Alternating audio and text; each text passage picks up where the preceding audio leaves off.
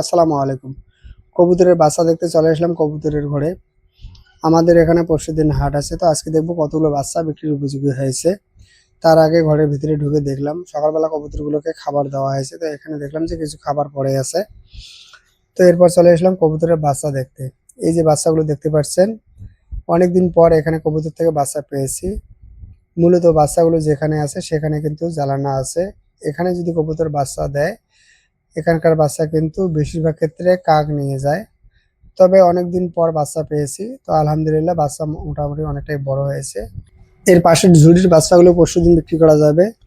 বাঁশের ঝুড়ির উপরে যে বাচ্চাগুলো আছে এগুলো পরশুদিন বিক্রি করা যাবে। এখন যে বাচ্চাগুলো দেখতে পাচ্ছেন এগুলো পরশুদিন বিক্রি করা যাবে। তো মোটামুটি অনেকগুলো বাচ্চা দেখলাম। প্রথমেই দেখলাম যে 4-5 জোড়ার মতো বাচ্চা পরশুদিন বিক্রি করা যাবে। তো এখন দেখা যাক কতগুলো এরকম বাচ্চা আছে যেগুলো পরশুদিন বিক্রি করতে পারবো। শুধু এই বাচ্চাগুলো নয়, এই বাচ্চাগুলোর পাশাপাশি এখানে যে ছোট ছোট বাচ্চাগুলো আছে, ডিমগুলো আছে, তো সবকিছু আমি আপনাদেরকে এই ভিডিওর মাধ্যমে দেখানোর চেষ্টা করতেছি। বর্তমানে আমার কবুতরগুলো কেমন ডিম বাচ্চা দিয়েছে, তো ভিডিওটা দেখলে আপনারা সেটা বুঝতে পারবেন। গত মাসে 37 জোড়া কবুতরের বাচ্চা পেয়েছিলাম। খাবার খরচ বাদ দিয়ে আমার লাভ হয়েছিল 6,000 টাকা। তো অনেকে ভিডিওতে এসে কমেন্ট করে যে ভাই, কবুতর পালন করে কবুতরের কোনো রকম লাভ নাই। আসলে কি কবুতর পালন করে কবুতরের কোনো রকম লাভ হয়? তো এই প্রশ্নগুলো অনেকে এসে ভিডিওতে করেন।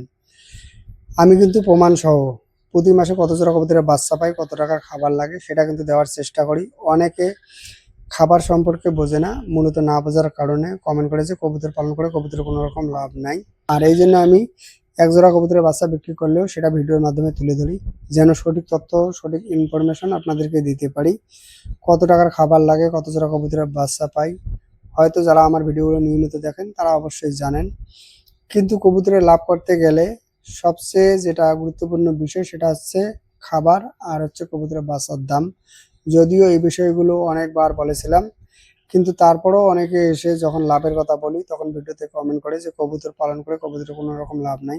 এই যে এতগুলো কবুতর, যদি লাভ না থাকতো তাহলে কি আর আমি এতগুলো কবুতর বানাতাম? কবুতরের জন্য দুটো ঘর বানাতাম, বা এগুলোর জন্য যে মাসে এত টাকার খাবার লাগে, এটা কি আমি আমার সম্পত্তি বিক্রি করে খাওয়াই? নিশ্চয়ই এখানে লাভ হয় বলে এগুলোকে খাওয়াই। আমি আরো সিদ্ধান্ত নিয়েছি নতুন করে অনেকগুলো কবুতর বাড়াবো। টোটাল 400 পিসের মতো কবুতর আমার থাকবে। এই ঘর কিন্তু কবুতর দিয়ে পরিপূর্ণ। এখন পাশের ঘরের বাচ্চাগুলো রাখতেছি কবুতর বাড়ানোর জন্য। লাভ না থাকলে কিন্তু আমি এতগুলো কবুতর বাড়াতাম না। লাভ আছে বলেই আমি এতগুলো কবুতর রেখেছি বা আরো রাখবো। হয়তো খুব তাড়াতাড়ি এখানকার কবুতরের বাচ্চাগুলো রেখে কবুতর বাড়াতে পারি, তবে এটা এখনো সঠিক সিদ্ধান্ত নেইনি। পরিকল্পনা আছে, যত তাড়াতাড়ি সম্ভব এটা কিন্তু করার চেষ্টা করতেছি। তো এখন কিন্তু অল্প কিছু করে কবুতরের বাচ্চা বাড়াচ্ছি। পাশের ঘরে হয়তো 5 থেকে 7 জোড়ার মতো কবুতরের বাচ্চা দিয়ে থাকে, সেগুলো বাড়াচ্ছি। একসঙ্গে বেশি করে কবুতরের বাচ্চা রাখলে যে সমস্যাটা হয় সেটা হচ্ছে যে, যখন একসঙ্গে বেশি করে কবুতরের বাচ্চা রেখেছিলাম তখন কিন্তু সেই বাচ্চাগুলো এখানে যে ডিমের কবুতরগুলো ছিল সেখানে গিয়ে সেই কবুতরগুলোকে বিরক্ত করতো। অনেক সময় কবুতরের ডিম ভেঙে যেত। এছাড়াও আর একটা সমস্যা হয়েছিল, সেটা হচ্ছে যে বেশি পরিসরে বাচ্চা রাখার কারণে সেই বাচ্চাগুলো অনেক সময় খাবার খুঁজে পেত না, পানি খুঁজে পেত না। পরবর্তীতে কিন্তু কয়েকটা বাচ্চা মারা গিয়েছিল। আর এটা যখন বুঝতে পেরেছিলাম তখন কিন্তু ঘরের ভিতরে খাবার ও পানির ব্যবস্থা করে দিয়েছিলাম। এরপর কিন্তু সমস্যার সমাধান হয়েছিল। এখন যেহেতু কবুতরের বাচ্চা দিয়ে বা কবুতর দিয়ে এই ঘরটা পরিপূর্ণ হয়েছে, তো নতুন করে বাচ্চা রাখলে এই ঘরে কিন্তু সমস্যা হবে।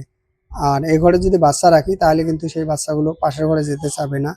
তো এখানে একটা অপশন আছে, যেহেতু ঘর দুটো একসঙ্গে লাগানো, মানে একটা পার্টিশন করা আছে, এখানে ঘরটা এল প্যাটার্নে করা আছে। তো এখানে যদি মানে মাঝখানের পার্টিশনটা খুলে দেই তাহলে কিন্তু খুব সহজে এই ঘরের কবুতর ওই ঘর যেতে পারবে, এর পাশাপাশি ওই ঘরের কবুতরগুলো এই ঘরে আসতে পারবে। এই পাখির উপরে যে টিনটে আছে, বেড়ার টিনটে, এটা খুলে দিলে কিন্তু খুব সহজে কবুতরগুলো এই ঘর থেকে ওই ঘর চলাচল করতে পারবে। বেশি না, যদি 3 মাসের কবুতরের বাচ্চা বিক্রি না করি তাহলে কিন্তু খুব সহজে 200টা কবুতর হয়ে যাবে। তো আমার মতো যারা কবুতর পালন করে কবুতর থেকে লাভ করতে চান, তো দুইটা বিষয় যদি জেনে করতে পারেন তাহলে কিন্তু কবুতর পালন করে কবুতর থেকে খুব সহজে লাভ করতে পারবেন। 1 নম্বর হচ্ছে খাবারের দাম, এর পাশাপাশি 2 নম্বর হচ্ছে কবুতরের বাচ্চার দাম। এই বিষয়ে চ্যানেলে অনেক ভিডিও দেওয়া আছে। আমাদের এখানে যে খাবারের দাম ও বাচ্চার দাম সাধারণত সেটা ধরে হিসাবটা করা হয়।